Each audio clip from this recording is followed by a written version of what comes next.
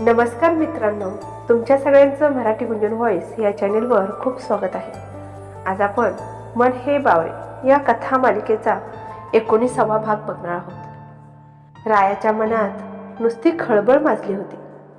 मनात विचार एकच फिरतोय, खरंच मी प्रेमात पडलोय? हसणं तुझं जणू जादू झाली. तुझ्या विचारातच मी हरवतोय. हृदयात एक भावना दाटली.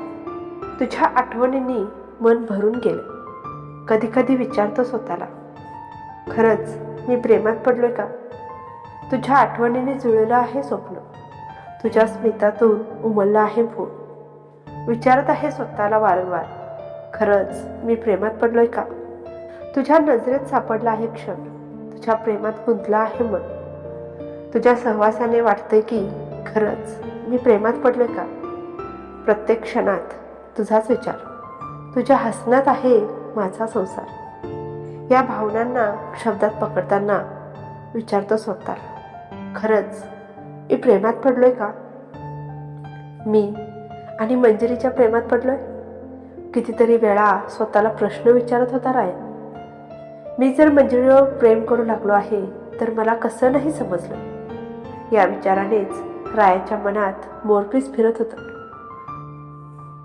हो, हळूहळू तिचा स्वभाव आवडू लागलाय मला. तिचं काळजी घेणं, तिचं माझ्यासोबत असं मांजरासारखं म्हणणं, तिची ती एक स्माईल. तसं तर सगळीच माझी काळजी घेतात, सगळेच मला आवडतात, म्हणून प्रत्येकावर प्रेम नाही ना करू शकत. तसंही प्रेमाचा पहिला अनुभव चांगला नव्हता त्याचा. त्यामुळे त्याचं मन परत परत मागे खेचत होतं. मी प्रेमात पडलोय हे स्वीकारायला त्याला खूप अवघड जात होतं. आपण जर एखाद्यावर खरं प्रेम केलं आणि समोरच्याला त्या प्रेमाचं काहीच वाटत नसेल तर त्या प्रेमाला काहीच अर्थ नसतो. म्हणून राया त्याच्या स्वतःच्या मतावर ठाम नव्हता. त्याला राहून राहून एकच प्रश्न पडत होता की मी तर मंजिरीच्या प्रेमात पडलोय, पण मंजिरीला माझ्याबद्दल काही वाटत असेल का? तिलाही माझ्याबद्दल प्रेम वाटत असेल का? असे अनेक प्रश्न रायाला सतावत होते. मंजिरी एवढी का आपलीशी वाटते? कधी कधी एकदम जवळची, माझ्या मनातलं ओळखणारी वाटते, तर कधी कधी खूपच अनोळखी वाटते. खरंच दोघांनी या स्वीकारलेल्या नात्यामध्ये प्रेम दोघांनाही भेटेल का? एकदा प्रेमात हरलो मी, पुन्हा प्रेमात हरायची ताकद नाही माझ्यात. मला माझं प्रेम मंजिरीवर लादायचं नाही आहे. राणी तर म्हणालीच होती की मंजिरीचं कोणावर तरी प्रेम आहे किंवा होतं म्हणून. कधी कधी ती एकटी असली तर खूप इमोशनल होते म्हणून. हे श्रीकृष्णा, हे मोरपिसा, मला काही झालं तरी तिची सोबत हवी आहे रे. खरंच मी तिच्या जर प्रेमात पडलो असेल तर ते उमलायच्या अगोदर सुकून नको जायला. पुन्हा तीच निराशा नकोय मला. खरंच यावेळी मला तिची सोबत हवी आहे. चक्क राया आज मोरपिसाला आणि श्रीकृष्णाला विनवण्या करत होता. खरंच यावेळी राया अगदी मनापासून मनातलं प्रेम व्यक्त करत होता. मंजिरीचा विचार करता करता केव्हा झोपून गेला हे त्याचं त्यालाच माहिती. असेच 2-3 दिवस निघून गेले. रायाला ऑफिसचं खूप काम होतं. लग्नामुळे ऑफिसचं काम भरपूर पेंडिंग पडलं होतं. त्यामुळे रूमवर आल्यावर सुद्धा राया ऑफिसचं काम करायचं. त्यामुळे घरी फोन करायचं राहूनच जायचं. आईच काळजीपोटी कधी कधी फोन करायची, तेव्हा मंजिरीचा आवाज कानावर पडला की तेवढंच भारी वाटायचं. पण तरीही अजूनही तिचा एक मेसेज सुद्धा आला नव्हता. आज फोनवर तिचा आवाज सुद्धा कानावर पडला नव्हता. कुठे गेली असेल मंजिरी? काय करत असेल? आज रायाने मात्र मंजिरीची फिरकी घ्यायची ठरवलं. इकडे मंजिरी ऑफिसच्या कामामध्ये भरपूर बिझी होती. ऑफिस आणि घरचं काम हे दोन्ही सांभाळता सांभाळता तिची वाऱ्यावरची कसरत चालू होती. मंजिरीला ऑफिसच्या कामानिमित्ताने हैदराबादला जावं लागलं होतं. त्यामुळे फोनवर तिचा आवाज ऐकू येत नव्हता. राया शेवटी तिला धाडस करून मेसेज करतो, पण तिचा फोन फ्लाईटमध्ये असल्यामुळे एअरमोडवर होता. त्यामुळे रायाचे मेसेज तिच्यापर्यंत पोहोचलेच नाहीत. तिथे फोनही तिला जास्त वापरायला भेटत नव्हता. त्यामुळे तिचं लक्ष फोनकडे गेलंच नाही. राया मात्र दररोज सकाळी संध्याकाळी गुड मॉर्निंग गुड नाईट पाठवत होता. सगळे मेसेज बघितले सुद्धा नव्हते. त्याच्या कोणत्याही मेसेजला रिप्लाय मंजिरी देत नाही हे बघून रायाची खूप चिडचिड होऊ लागली होती. आठवडा सुद्धा संपत आला होता. त्यामुळे रायाला घरी गेल्यावरच काय ते कळणार होतं.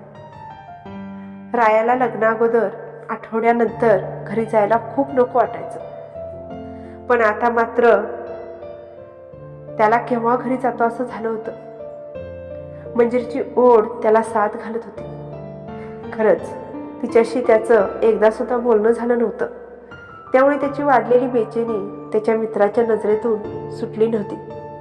तो मुद्दामून रायाला पुन्हा पुन्हा चिडवत होता. प्रेमात पडल्यानंतर होणारा बदल हा त्याच्यात दिसून येत होता. त्याच्या डोक्यात फक्त मंजिरी होती. त्यामुळे बाकीच्यांना जागाच नव्हती कुठं. राया ऑफिसमधलं काम संपवून डायरेक्ट घरी येणार आहे म्हणून तसं रायाने घरी कळवलं होतं. मंजिरीबद्दल रायाच्या मनात राग होता थोडा खरा, पण ती दिसणार, तिला आपण भेटणार या विचारानेच रायाच्या मनातला राग निघून गेला होता. ट्रेनमध्ये बसलेला तो मात्र तिच्याच विचारांमध्ये हरवला. मंजिरी स्टेशनवर नक्की घ्यायला येईल अशी आशा होती त्याला, कारण त्याला सोडायला येतानाचं तिचं वागणं बदललेलं बघून त्याला असं वाटत होतं की ती नक्की आपल्याला स्टेशनवर घ्यायला येईल. स्टेशनवर आल्यावर त्याची नजर मात्र दूरवर कोणाला तरी शोधत होती. याआधी कितीतरी वेळा राया या स्टेशनवर आला होता, पण आज सारखी होणारी ती बेचैनी, मनाची ती घालमेल याआधी कधीच झाली नव्हती. राया आतुरतेने तिची वाट बघत होता. या अगोदर तो नेहमी एकटाच घरी जायचा, पण त्याला आज आपलं कोणीतरी आपल्याला न्यायला यावं असं वाटत होतं. माणूस जेव्हा प्रेमात पडतो ना, तेव्हा त्याला काहीच दिसत नाही. तो सगळं जगच विसरून जातो. बहुतेक प्रेमामध्ये पडल्यानंतर असंच होतं. लॅपटॉपची बॅग आणि कपड्यांची बॅग घेऊन राया प्लॅटफॉर्मवरून बाहेर येऊन थांबला. बराच वेळ तो मंजिरीची वाट बघत होता. तेवढ्यात त्याचा फोन वाजला. तो मंजिरीच्या प्रेमात एवढा वेडा झाला होता की त्याने मोबाईलवर आलेला फोन कोणाचा आहे हे सुद्धा पाहिलं नाही. फोन रिसीव्ह केला. मनात फक्त मंजिरी दिसत होती त्याला. हॅलो मंजिरी, कुठे आहेस तू यार? किती दिवस झाले आपण भेटलो नाही. तो दिसेनाच प्लॅटफॉर्मवर, म्हणून शेवटी कंटाळून तुला फोन लावला. पण इकडे हजारोंच्या स्पीडने धावणारं धडधड हृदय एकदम कच करून ब्रेक मारल्यासारखं तिथेच थांबलं. रायाचा सगळा आनंद मावळला. त्याला काय बोलावे हे सुचना. अहो जिजू, आलात ना? कुठे आहात? या गर्दीतून तुम्ही कुठे दिसतच नाही आहात. त्याला शांत झालेलं पाहून राणीने विचारलं. मी बाहेर आलो स्टेशनच्या. तू आतमध्ये असलीस तर बाहेर ये. मी बाहेरच उभा आहे असं म्हणत रायाने रागाने फोन स्विच ऑफ करून ठेवला. आधीच प्रवासाचा ताण आणि त्या तुटलेलं मन, मग कसा प्रफुल्लित दिसणार होता रायाचा चेहरा. रायाचा नाराज झालेला चेहरा आणि चेहऱ्यावर असलेला राग अगदी स्पष्ट दिसून येत होता. नाही आली मंजिरी शेवटी. तिला काहीच वाटत नाही ना माझ्याबद्दल, आणि मी मूर्खागत तिची वाट बघत होतो. इकडे तिकडे बघत रायाच्या मनात विचार हे चालूच होते. तेवढ्यात राणी तिथे आली. सॉरी हा जिजू, तुम्हाला मी पाहिलंच नाही.